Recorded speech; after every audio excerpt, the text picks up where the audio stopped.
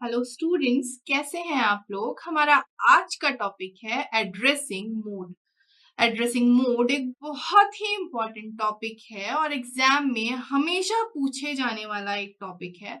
इसके क्वेश्चंस आपको एग्जाम में जरूर आएंगे, हर बार आते हैं। आप प्रीवियस ईयर के क्वेश्चन पेपर उठा के भी देख सकते हैं। तो आज हम पढ़ेंगे ये एड्रेसिंग मोड होते क्या हैं और हमारे पास कितने टाइप के एड्रेसिंग मोड होते हैं। चलिए स्टार्ट करते हैं एड्रेसिंग मोड से।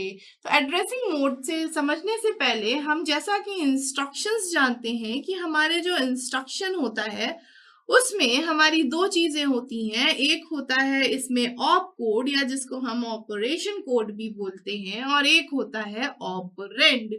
अब ये ऑप कोड मतलब एडिशन, सब्सट्रैक्शन, मल्टीप्लिकेशन, डिवीजन, कुछ इस तरीके का। और ऑपरेंड मतलब डेटा या वैल्यू जिसपे हमको ऑपरेशन परफॉर्म करने हैं।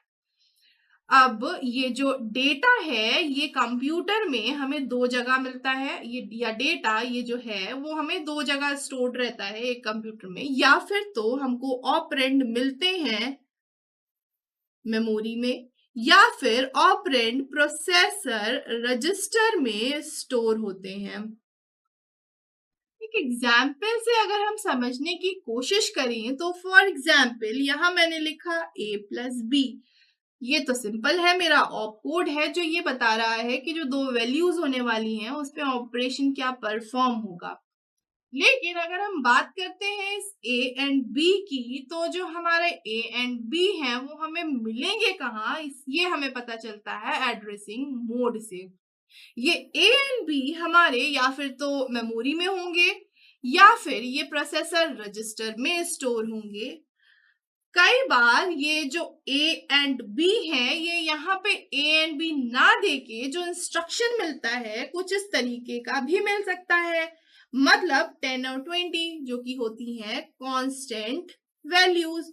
तो उस केस में यहाँ पे जो ऑपरेंड फील्ड है, अभी तक जहां पे हमें ऑपरेंड का एड्रेस था, मतलब इंस्ट्रक्शन में जो दो फील्ड थी वो है एक ऑप कोड जो बताएगा करना क्या है, और एक होती है ऑपरेंड या फिर एड्रेस ऑफ ऑपरेंड। तो अभी हम बात कर रहे थे एड्रेस ऑफ ऑपरेंड की, अब हम बात कर रहे हैं अगर हमें ऑपरेंड डायरेक्टली मिल रहा है तो उस केस में अगर हमारे पास ये जो कांस्टेंट वैल्यू है ये डायरेक्टली यहाँ पे दी हुई होंगी। अब आप थोड़ा सा इस चीज को ऐसे समझिए कि जब आप सी का प्रोग्राम बनाते हैं, C++ का या किसी भी लैंग्वेज में कोई प्रोग्राम बनाते हैं, तो कई बार आप वेरिएबल्स का यूज करते हैं, पर कई बार आप कांस्टेंट का भी यूज कर रहे हैं। तो एक इंस्ट्रक्शन जिसमें वेरिएबल का यूज किया है, लाइक a+b की वैल्यू को सी में स्टोर करवाना है, तो उस केस में हमें ये पता करना होगा कि ये a और b मेमोरी में या प्रोसेसर रजिस्टर में कहाँ स्टोर है भाई, या फिर तो मेमोरी में है या प्रोसेसर रजिस्टर में है, तो हमें ये पता करना होगा।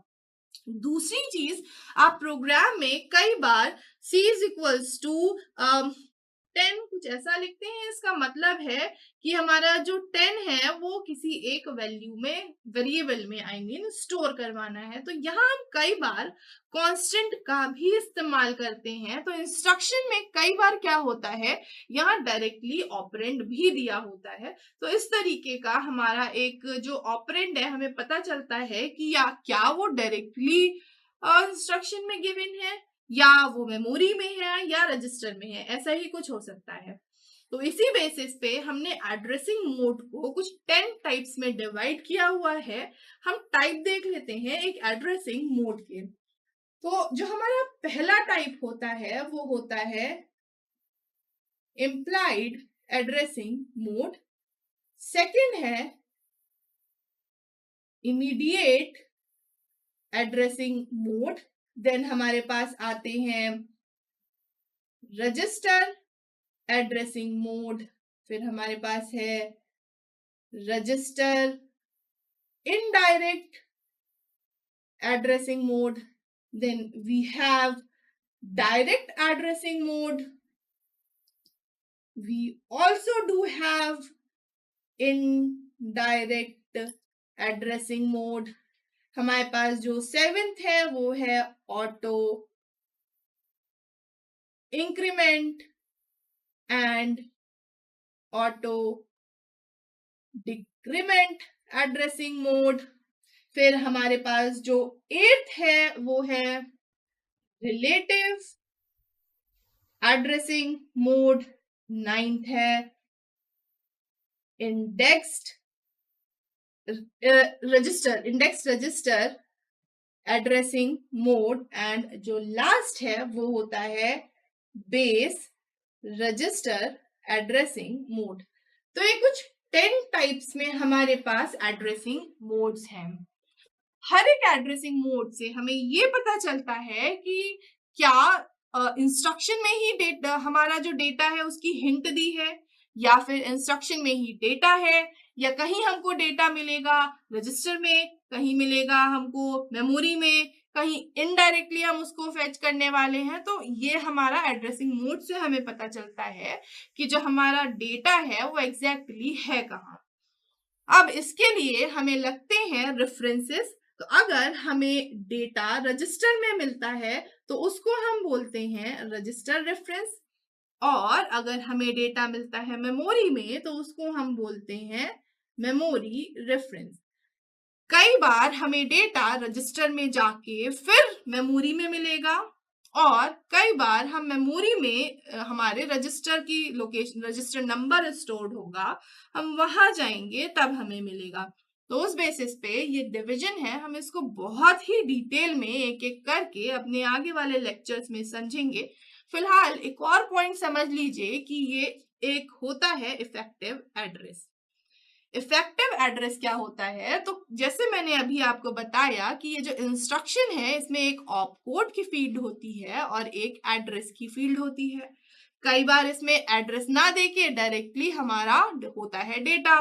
लेकिन अब अगर हमारा एड्रेस है और ये एड्रेस हम फॉलो करके ऑपरेंड को फाइंड आउट कर रहे हैं, तो उस केस में ये जो एड्रेस है वो कहलाता है इफेक्टिव एड्रेस। ये ध्यान से समझिएगा, इफेक्टिव एड्रेस क्या है? जो एड्रेस हमें एक्चुअल डेटा पर लेके जाए वो हमारा इफेक्टिव एड्रेस होता है। इसको याद रखिएगा, क्योंकि जब हम एक एक करके इन सारे एड्रेसिंग मोड को डिटेल में डिस्कस करेंगे तो आप बार बार मेरे मुंह से इफेक्टिव एड्रेस सुनेंगे। इसीलिए मैंने यहाँ पे आपको इफेक्टिव एड्रेस डिस्कस कर लिया। चलिए अब नेक्स्ट वीडियो में हम अपना इम्प्लाइड एड्रेसिंग मोड को डिटेल में डिस्कस करने वाले हैं।